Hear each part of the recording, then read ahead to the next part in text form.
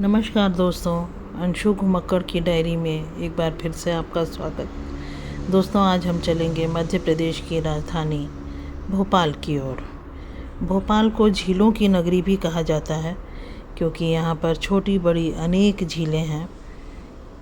भोपाल शहर को 6ठी शताब्दी में भूपाल नाम के एक राजा ने बसाया था, इसलिए इसका नाम भोपाल पड़ा। फिर बाद में ये कई सदियों तक मुस्लिम शासकों के अधीन रहा, इसलिए इसे सुल्तानों या नवाबों का शहर भी कहा जा सकता है। भोपाल से 50 किलोमीटर की दूरी पर 50-60 किलोमीटर दूर बौद्ध धर्म का एक बहुत ही प्रसिद्ध स्थान सांची स्तूप है। सांची स्तूप को पुरातत्व धरोहर यूनेस्को द्वारा पुरातत्व धरोहर की विश्व धरोहर में शामिल किया गया है। सांची स्तूप का निर्माण मौर्य वंश के राजा सम्राट अशोक ने कराया था। कहते हैं यहाँ पर भगवान बुद्ध की अस्थियाँ और कुछ अवशेष रखे हैं।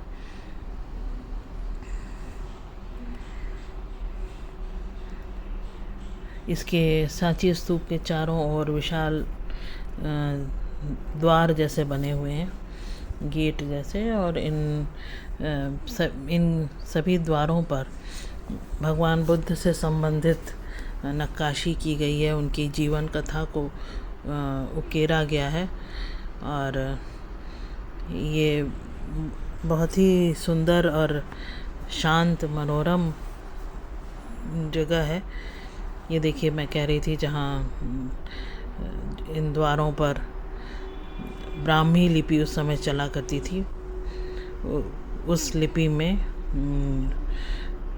ये नक्काशी देखिए, ये भगवान बुद्ध के जीवन से संबंधित नक्काशी है। और ये चारों द्वारों पर अलग अलग जीवन काल उनका दिखाया गया है। कहीं पे उनका बचपन है, कहीं दूसरी तरफ उनका जहाँ उन्हें ज्ञान प्राप्ति हुई, उनकी तपस्या, उन सब के बारे में है। ये वहीं पर पास में एक खंडहर नुमा स्थान है। यदि आपने बनारस में सारनाथ देखा हो तो जैसे कोई पुराना शहर बसा होता है और वो उसके अवशेष खंडहर के रूप में मिलते हैं, ऐसा ही कुछ सांची के पास भी है, सांची के बगल में भी है। ये हम आ गए हैं भोपाल के अपर लेक। भोपाल, जैसा मैं बता रही थी, झीलों का शहर है, तो यहाँ दो मुख्य बड़ी झीलें हैं, अपर लेक और दूसरी लोअर लेक, जिसे यहाँ के स्थानीय भाषा में लोग बड़ा तालाब और छोटा तालाब बोलते हैं। तो ये अपर लेक है, बड़ा तालाब, चारों ओर छोटी छोटी पहाड़ियाँ और बीच में ये बड़ी सी लेक है और बहुत सुंदर लगता है यहाँ पर। और जिस दिन मैं यहाँ गई थी उस दिन हल्की बारिश हो रही थी, तो धूप बिल्कुल नहीं थी और मौसम अच्छा खासा ठंडा था। तो ये अपर लेक का सुंदर मनोरम दृश्य। यहाँ पर शाम के समय में खाने पीने की स्टॉल्स और ठेले लग जाते हैं, तो लोग यहाँ तफरीह के लिए आते हैं और मौज मस्ती के लिए आते हैं और खाते पीते हैं। ये वहाँ पर कुछ ये टैंक एक रखा है जिसके साथ आप फ़ोटो खिंचा सकते हैं। जैसा मैं बता रही थी, भोपाल सदियों तक मुस्लिम शासकों के अधीन रहा है, तो ये भोपाल की बहुत प्रसिद्ध मोती मस्जिद है। मोती मस्जिद बहुत ही फेमस है और ये देखिए मोती मस्जिद। ये भोपाल की एक दूसरी बड़ी मस्जिद है जिसे ताजुल मस्जिद कहा जाता है। इसका नाम ताजुल मस्जिद है। ये एशिया की सबसे बड़ी मस्जिद मानी जाती है, जामा मस्जिद से भी बड़ी मानी जाती है। ये भोपाल का एक स्थान है, पर्यटन स्थल है, पीपल्स मॉल। इसमें आपको ऐसे मूर्तियाँ, कलाकृतियाँ ऐसी अनेक दिखेंगी जिनके साथ आप फ़ोटो खिंचा सकते हैं। आर्टिफिशियल सारा कुछ बना हुआ है, आर्टिफिशियली बने हुए यहाँ ताजमहल और एफिल टावर और दुनिया के अजूबे यहाँ पर बने हैं। यहाँ पर जो मुंबई में ताज होटल है उसका रेप्लिका बना हुआ है। तो लोग यहाँ पर आते हैं और फ़ोटो वगैरह खिंचाते हैं।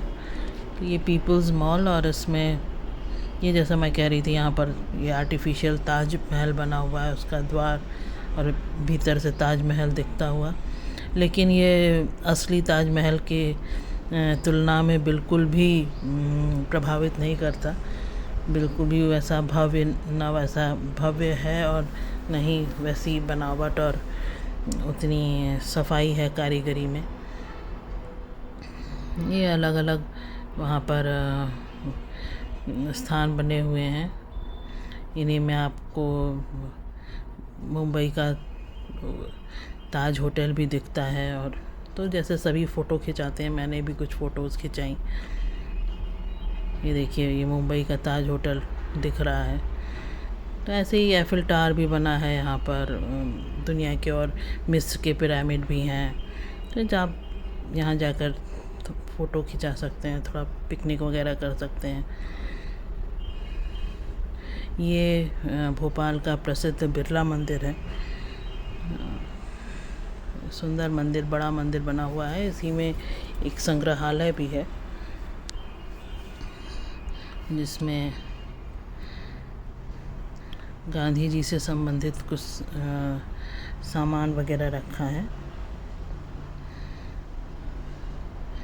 बिरला मंदिर जैसे आपने और शहरों में भी देखा होगा, साफ़ सुथरा, अच्छा, बाग बगीचे खूब हैं और अच्छी शांत जगह है। ये थोड़ा ऊंचाई पर है, तो यहाँ से अगर आप देखें तो पूरा भोपाल शहर दिखता है। ये बिरला मंदिर का दृश्य, साफ़ सुथरा, हरा भरा बिरला मंदिर।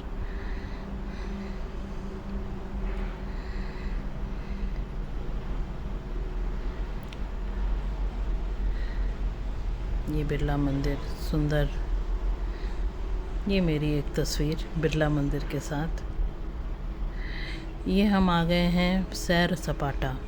ये बड़ा तालाब के ऊपर बना हुआ एक पार्क है, जिसे मध्य प्रदेश सरकार ने बनवाया है। तो उसमें एक ये पुल जैसा जो दिख रहा है, ये पुल है, झूलता हुआ पुल, हैंगिंग ब्रिज, जो कि उस तालाब को, उस झील को क्रॉस करके दूसरी तरफ जिससे लोग जाते हैं। और दूसरी तरफ वहाँ बच्चों के लिए झूले हैं, खाने पीने की दुकानें हैं। ये पुल के साथ में कुछ पोजिंग वोजिंग। ये हम उसी सैर सपाटा स्थान का ही वीडियो है। ये देखिए, बीचों बीच बना हुआ। ये हम फिर अपर लेक पर आ गए हैं, बड़ा तालाब पर। बड़ा तालाब में ये कई सारी ये फ़ोटो गैलरी जैसी एक बनी हुई है, जिसमें पुराने ज़माने की फ़ोटोज़ हैं। जब हमारा पहला इंजन बना उसकी फ़ोटो है, आज़ादी के समय सुभाष चंद्र बोस की फ़ोटो है, पुराने ज़माने में मोती मस्जिद कैसी दिखती थी उसकी तस्वीर है, भोपाल के नवाबों की तस्वीरें हैं। तो इस तरीके से इतिहास से संबंधित कुछ तस्वीरें यहाँ इस बड़ा तालाब के पास जो फ़ोटो गैलरी है उसमें बनी हुई है, लगी हुई हैं। ये हम जा रहे हैं भीमबेटका। भीमबेटका की गुफाएं आदि मानव काल की हैं, जब हमारी सभ्यता विकसित हो रही थी उस समय की हैं। इसकी कहानी पांडवों के समय से भी जुड़ती है। कहते हैं कि पांडव भटकते हुए यहाँ आ गए थे और भीम ने कुछ समय यहाँ विश्राम किया था, इसलिए इसका नाम भीमबेटका पड़ा। परंतु यहाँ की असली खूबसूरती है आदि मानवों द्वारा बनाई गई कलाकृतियाँ। आज से 30,000 से 50,000 साल पहले जब आदि मानव रहा करते थे और वे पत्थरों से सभ्यता की ओर बढ़ रहे थे, पत्थरों की दुनिया में थे, जिसको हम इतिहास में स्टोन एज कहते हैं। उस समय की ये गुफ़ाएं बनी हुई हैं और इसमें आदि मानवों द्वारा पत्थरों से कलाकृतियाँ बनाई गई हैं। देख के मन आश्चर्यचकित रह जाता है। ये तो बाद में बना हुआ वो है, एक आदि मानव को बनाया गया है इसमें कि कैसे वो काम करते थे। ये देखिए कलाकृतियाँ, आपको थोड़ा ध्यान से देखना पड़ेगा। ये प्राकृतिक रंगों से बनी हुई हैं और इसमें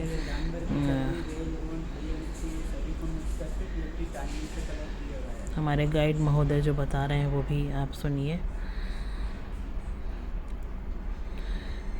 प्राकृतिक रंगों से जानवरों की तस्वीरें हैं। ये भीमबेटका जंगलों में बनी हुई गुफाएं हैं। जंगलों में जब आदि मानव रहा करते थे। कुल यहाँ बोलते हैं 126 गुफाएं हैं, जिनमें से केवल 15 गुफाएं पर्यटकों के लिए खुली हैं। तो हम अलग अलग गुफाओं की तरफ जा रहे हैं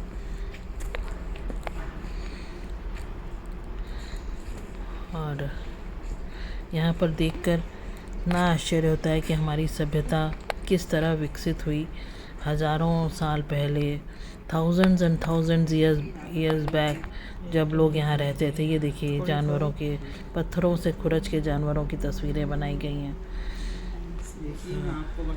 ध्यान से देखेंगे तो आप देख पाएंगे और उसमें विकास भी पूरा दिखता है कि कैसे समय लोग शिकार करते थे और समूह में रहते थे, कैसे साथ में डांस करते थे।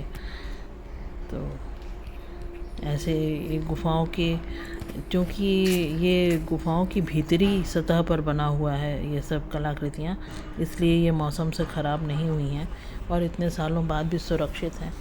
कहते हैं पहले तो अंग्रेज़ों को जब इसके बारे में पता चला तो वो विश्वास नहीं करते थे कि ये हमारे आदि मानवों के समय की गुफाएं हैं। फिर बाद में कार्बन डेटिंग से जब इसकी उम्र निकाली गई तो पता चला ये 50,000 साल पुराना यहाँ पर ये सब जो भी बना हुआ है स्ट्रक्चर्स, ये सब। ये देखिए घोड़े के ऊपर सवारी करता हुआ शिकारी, ये भी देखिए अलग अलग। ये देखिए शिकार करने के लिए घोड़े पर जाते, डांस करते सवार। ये एक साथ कई लोग हाथ पकड़कर नृत्य करते हुए, जो भी वो आदि मानव, जो भी उनकी दिनचर्या रहती होगी, जो भी उनका यूजुअल रूटीन होता होगा, वो उन्होंने सब इसमें पत्थरों पर उकेर दिया है। ये देखिए एक हाथ पे हाथ पकड़े हुए, जैसे वो जब डांस करते होंगे उस समय का है। तो ये देखकर बिल्कुल मन इतना प्रसन्न हुआ, इतना खुश हुआ कि हमारा देश कितना समृद्ध है अपने इतिहास में। और अब अगली डायरी में फिर मिलेंगे। नमस्कार।